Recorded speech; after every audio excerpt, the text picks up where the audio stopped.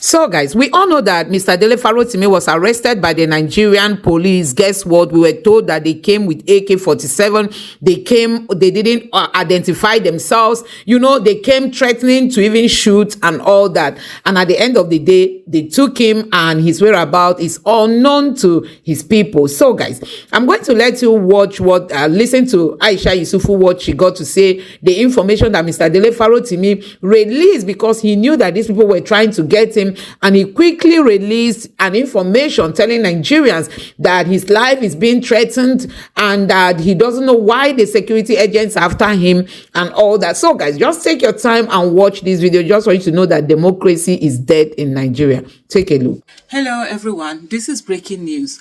Mr. Dele Farotimi has been arrested by the Nigerian police and his whereabouts unknown. There are some sources that have said that he has been taken out of Lagos State. He was arrested, in Lagos State. Yesterday, Mr. Dele Farotimi came out to do a press statement and said that his life was under threat. They were trying to silence him. I don't know why the Nigerian police is so unfortunate that at every moment they are used as weapon of oppressing citizens. If anyone has any issue, any problem with someone, tell them to go to the court and go and solve that thing. This whole abduction, carrying someone away, picking someone, and just like terrorists, I don't get it. We just got reporting now that over 9 people, their throats were slit in Sokoto State. Vigilante. Those are terrorists that the Nigerian police should go after and go and get them. Not the one that they will sit down and they are oppressing. They are looking for how to take away voices, silence people, because they think that some people think that they own this country. Nobody owns this country, and nobody has monopoly of violence. Nobody has monopoly to do wrong. The fact that we do the right thing, the fact that we follow the law, the fact that we respect the law, it doesn't mean that we are fools. It means that we are law-abiding citizens. And this whole nonsense needs to stop. Nigerian police need to wake up to its responsibility. They're supposed to sit down and be ensuring law and order. I don't understand where at every moment when it comes to oppressive use of power, that is where Nigerian police comes in. But when it comes to defending the lives and properties of citizens of Nigerians, you never see, the Nigerian police coming into this. There's a press statement, that Dele Farotimi did yesterday, and they had invited him to the police station. He went there. Invite someone in, he's not going to run away. He's going to be there. So what is all this, whatever, that you just come up and pick someone, is on his way to go and pick him up, keep him incommunicado, take him somewhere off? What nonsense is that? You're using taxpayers' money to oppress the people that are paying your salary. I don't even understand. I don't know what the heck is wrong with the Nigerian police. Very shameless institution. The one that is used anyhow at all the time. Their men and women are being killed like chicken, like fowl. The Nigerian police will never do something about it. Another report that came in, there's a lawmaker or something was attacked. His police orderlies were killed, and then he was abducted. Yet the Nigerian police cannot even protect its own men and women, talk less of the citizens that he's supposed to protect. Is to sit down, busy being a tool of oppression to citizens who think that they are more than other citizens in this country. Let me even read out to you the statement that he put out, Mr. Dele Farotimi put out yesterday. He said, and it's titled, "They Want to Silence Me." Ladies and gentlemen of the press, on Monday, the 11th of November 2024, I was informed that an invitation letter from Zone 2 Police Command was delivered to my office. The letter requested that I report to the station on Wednesday, the 13th of November 2024 at 10 a.m. Accompanied by my legal counsel, I arrived at the station at 9:45 a.m. on the stated date. At the station, I was presented with a petition written by a lawyer on behalf of Mr. Tony Elumelu, accusing me of defamation. Despite finding the petition baseless, I addressed its contents. Subsequently, I met with the Deputy Commissioner of Police (DCP) and the Assistant Inspector General (AIG) in charge of Zone 2. After discussions, I was released on bail on self-recognizance and asked to return to the station on Thursday, the 21st of November 2024. Following this, I informed my friend Pastor Sam Aye Dogbon of Realm of Glory International Churches about the incident.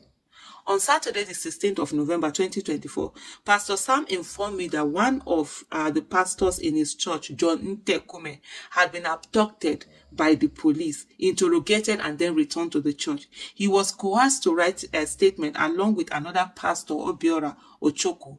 The police showed them a petition written by Chief Afe Babalola in Ekiti State, addressed to the Ekiti State Police Command, and demanded that they lure me to the church to facilitate my arrest. Can you imagine? Can you imagine how shameless the Nigerian police it can be? Can't you reach out to him? Don't you know his address? Don't you know where he is? The pastors informed the police that they had no means of doing so, as I am not a hidden person and do not have a direct relationship with them. They explained that I had preached at their church as a guest of their senior pastor and left. From their accounts, it became evident that the officials were from Ekiti State Police Command. I found it perplexing that the police would attempt to lure me through such means, especially since I had already reported to Zone 2 on the 13th of November 2024. I was scheduled to return on the 21st of November 2024. During my visit, I even met with the Assistant Inspector General AIG in charge of Zone 2, who supervises the entire Southwest Police Formation. I honored the invitation on the 21st of November 2024, again in the company of my legal counsel, and was permitted to leave. However, I subsequently began receiving suspicious messages from individuals clearly attempting to lure me to certain locations where I feared I might be abducted. It became evident that these individuals were operating outside standard procedures. As a precaution, I approached the Lagos State High Court seeking enforcement and protection of my fundamental human rights against these unconventional tactics. I also alerted my associates and staff, urging them to exercise caution. To my dismay, the situation escalated when one of my domestic staff was targeted. These individuals contacted him, claiming to have a package for him at Evron Food Store on Chevron Drive, Lekki. Having been forewarned, he asked them to leave the package with the store's security personnel.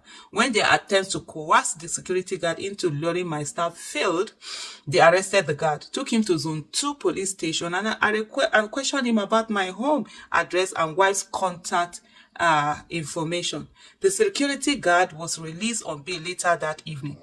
I must reiterate that I am a law-abiding citizen. I have consistently honored every lawful invitation by the Nigerian police force. However, these recent developments targeting my associates, tracking my phone, and harassing innocent individuals are deeply concerning. It has therefore become clear that this is no longer hidden, that there are policemen from Ekiti State Police Command who are currently working out of Zone 2 police station on a mission to abduct me. Now, this leads me to question. If I faithfully attended the police station as invited, why not invite me in the same manner again?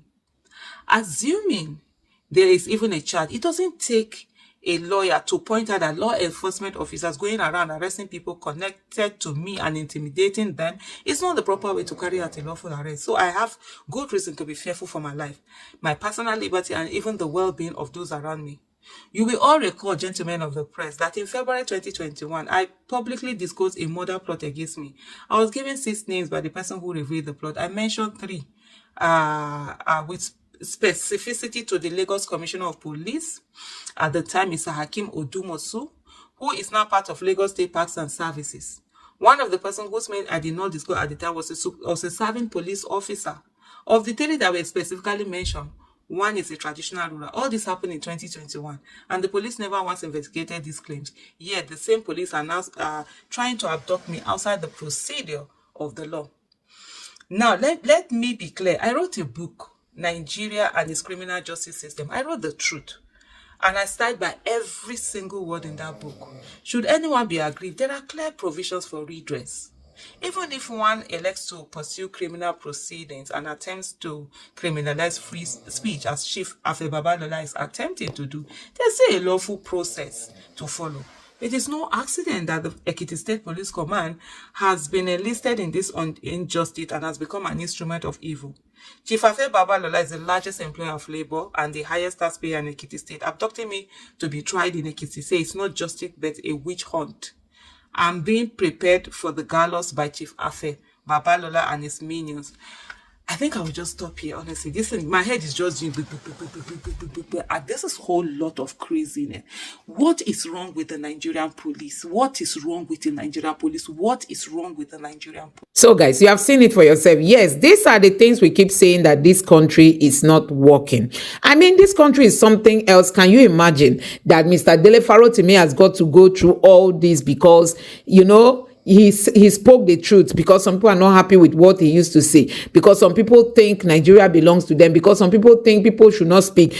Are we not practicing democracy again in Nigeria? When you say something, somebody will just use the police. Instead of going to court, they will use the police. The police is being misused in this country. So guys, there is no democracy in this country, and Tinubu is not ready to start helping the institutions in Nigeria to start working. They like it the way, you know, our institutions are so gullible, so that they can use them at any time. Instead of we building strong institutions that people can trust and rely on, and then investors will come in, we are there weakening even the ones that we have. So you have seen it. Mr. Dele Farotimi was arrested, and we're told that these people came, you know, they hooded, they wore, you know, the black clothes they wore, they refused to identify themselves, they had AK-47, they took Mr. Dele Farotimi away, they took their phones and other gadgets that they are using in the office and all that. So guys, can somebody tell me if this is democracy? Can somebody tell me if there is any democracy under Tinubu's government? So guys, these are some of the things that people have to go through. That's why sometimes people, when you call for protest, people don't want to come out, because the Nigerian system is somehow, you know, the rule of law does not follow, nothing. You know, when you tell people come and protest, they don't want, because they know that if they are arrested, is to your tent, so Israel. You know, and that is what you see them doing now, just to shut people up so that people cannot talk. Anyway, we all know that Mr. Dele Farotimi is unstoppable. Let me know what you think about this in the comment section below. Please don't forget to subscribe to the channel, turn on the notification bell. Please give this video a like so that YouTube can recommend it to others, and drop your thoughts in the comment section below. Thank you.